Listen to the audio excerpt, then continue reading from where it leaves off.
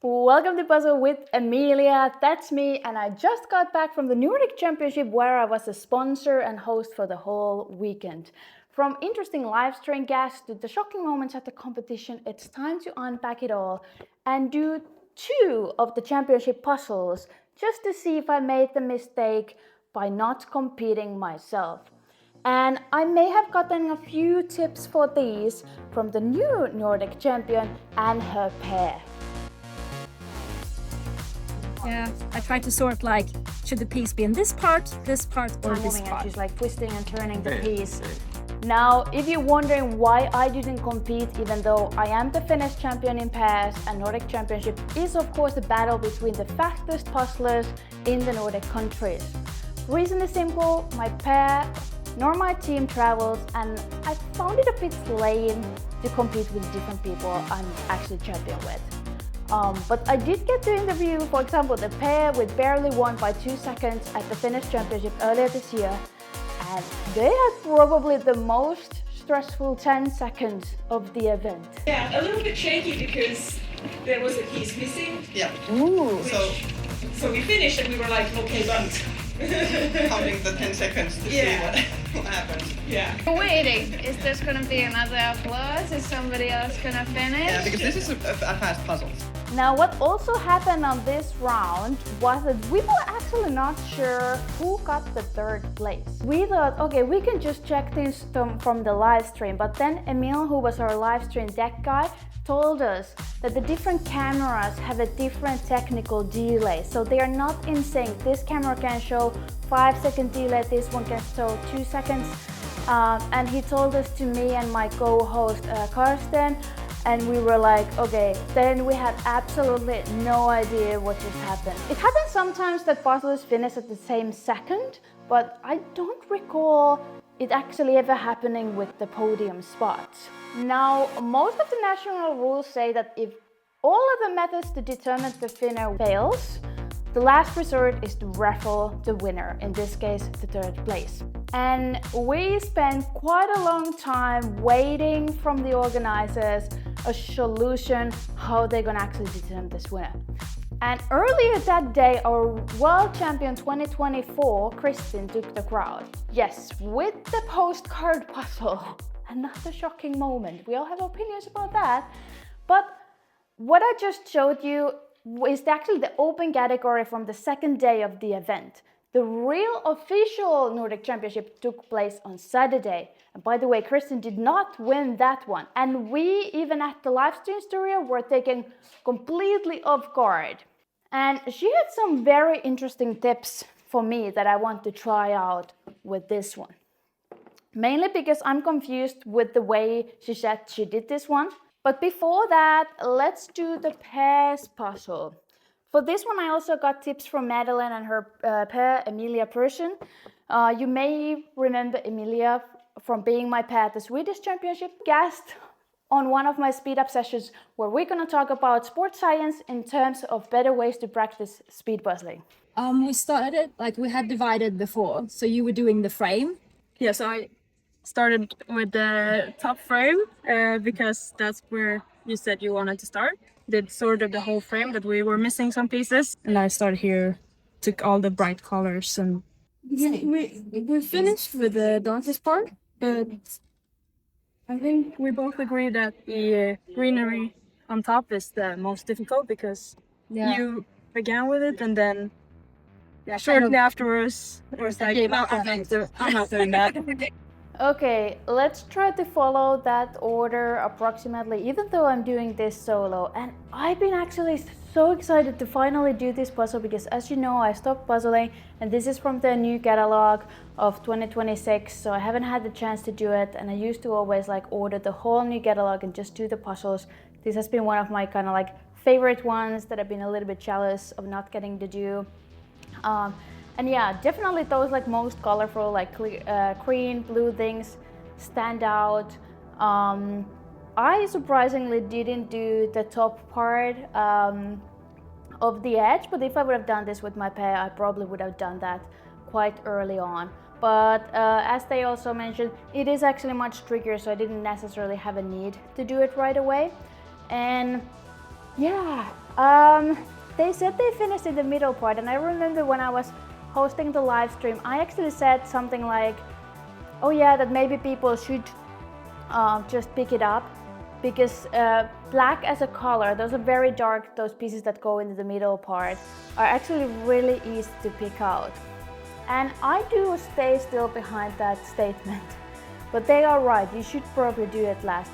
Because what we sometimes don't understand when we're trying to estimate is something easy section or not, is that what is easy to pick out does not equal what is easy to assemble.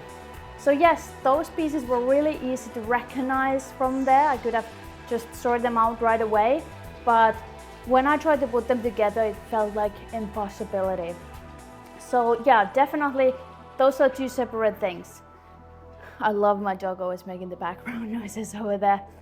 And other than that, I think the strategy here is almost like when you just get it started, I don't really make decisions like, oh, I'm gonna do these chores. I just literally just go to the pieces and I collect random pieces from there that I think I can place. So if I look like, okay, orange jar, blah, blah, blah, blah, blah. I'm just thinking like, okay, I don't know where the orange jar is, but I think it's recognizable enough that whenever I pick up all these pieces, I will be able to place it. So that's a lot of the colorful stuff. And then, yeah, that's about it. But it's really hard to speculate what my time, because this was in the pairs competition, I'm doing this solo, so we cannot exactly compare. I mean, of course we can compare how many pairs I would have won, but that's a little bit obnoxious, so let's not do that.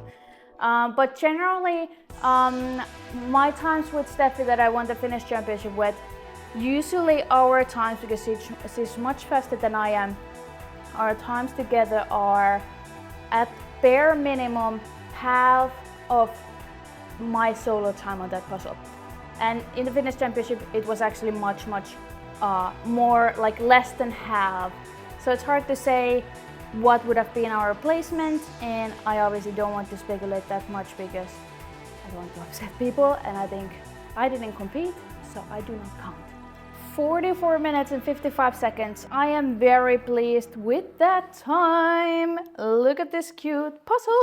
Holy moly, I almost dropped it by accident. So cute. Absolutely love this one. If you haven't done it yet, I think you will have done this one.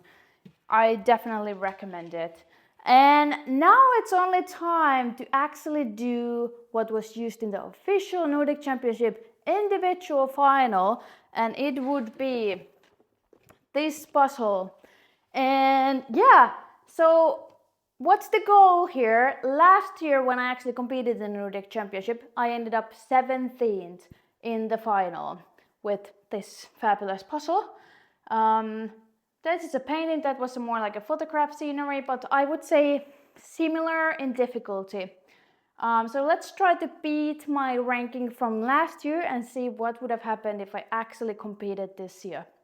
But before that, let's get those tips that really confused me from Madeline, and let's try to implement them on when I'm doing this. And start with whatever looks easy. So like in this picture, the sky is quite easy compared to the rest. Also, I did a lot of sorting, actually. So yeah, I tried to sort like, should the piece be in this part, or this part?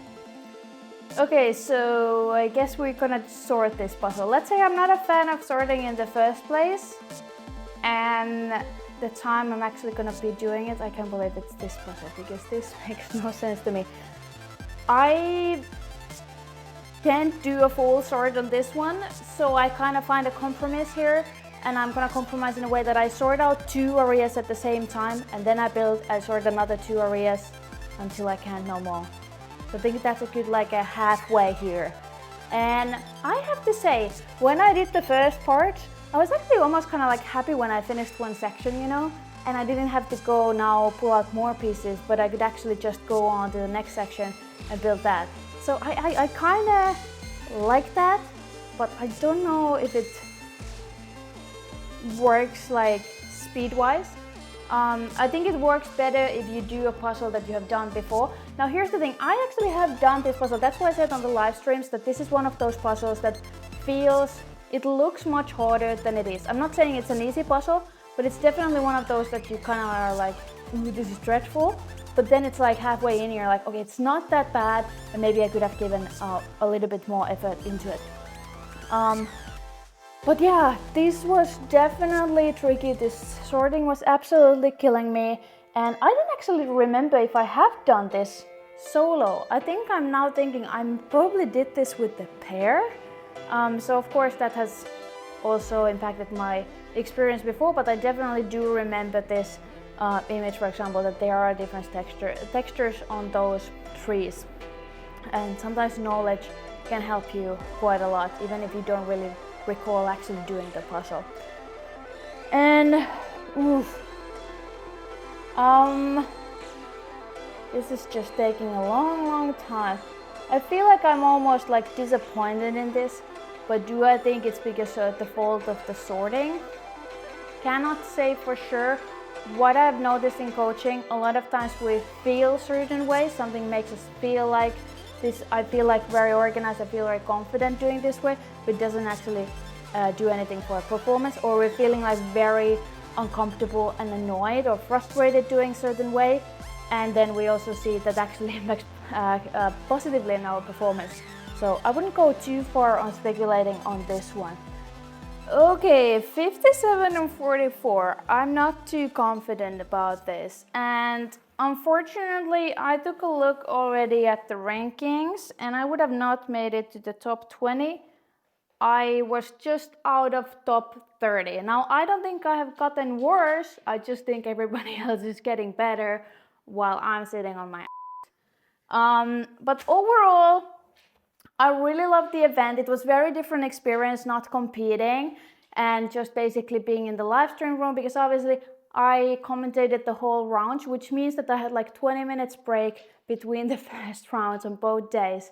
So I didn't get to socialize that much as I would have wanted to, but also as a sponsor, this event speed up my speed puzzling coaching program that it's, I did get some new people to coach, which I absolutely love, and super happy about it. So definitely gonna try to do it for other events as well and see if I can at least break even. I would be very happy already with that. And yeah, this is it. So see you next time. Yalla, bye.